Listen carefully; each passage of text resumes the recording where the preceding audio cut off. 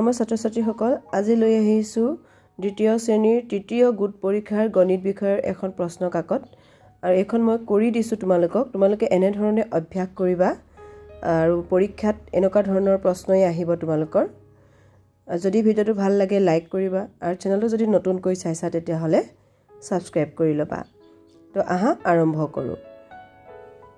প্ৰথমতে দেখিছা সময় তোমালোকক 2 ঘণ্টা দিব, মুঠ নম্বৰ 50 থাকিব আৰু 1 নম্বৰ প্ৰশ্নটো হৈছে চমু উত্তৰ দিয়া। ক 1 + 2 + 1 4।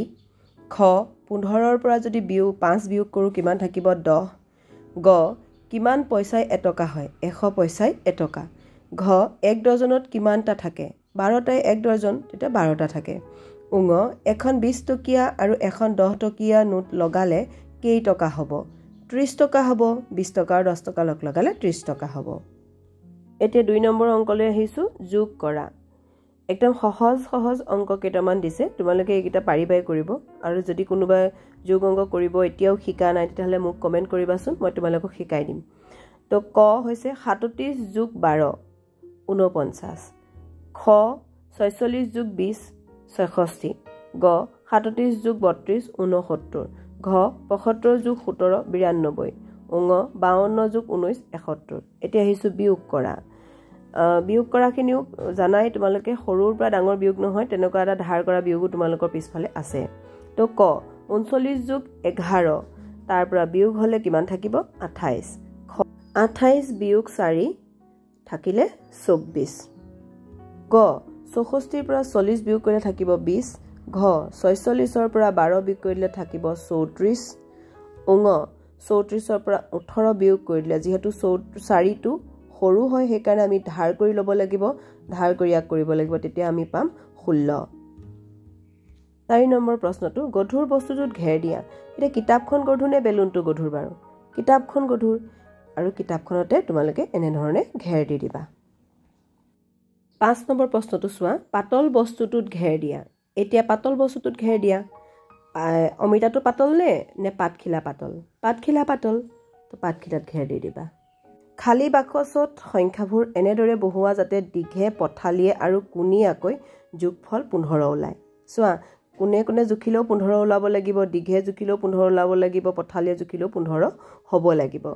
তো আহাচোন কৰোঁ আৰু সংখ্যাবিলাক 1ৰ পৰা 9লৈহে এবাৰহে ব্যৱহাৰ কৰিব পাৰিবা, দুবাৰ ল'ব নোৱাৰি।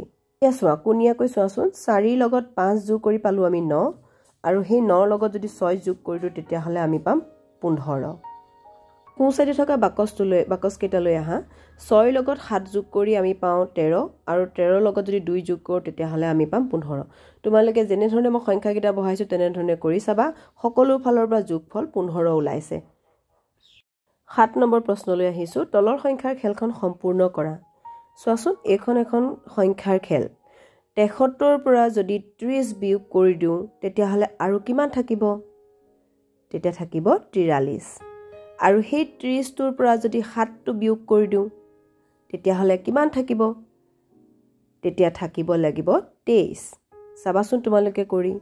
আকৌ সেই 43ৰ পৰা যদি 13 বিয়োগ কৰি দিওঁ তেতিয়াহ'লে কিমান থাকিব? 43ৰ পৰা যদি 13 বিয়োগ কৰি থাকিব 30।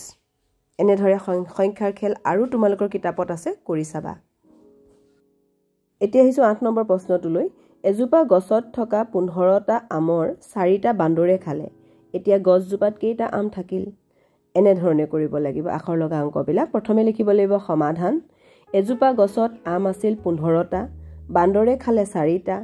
এতিয়া গছজোপাত আম থাকিল 15 বিয়োগ 4টা, তো 11টা। এতিয়া আহিলোঁ 9 নম্বৰ প্ৰশ্নলৈ।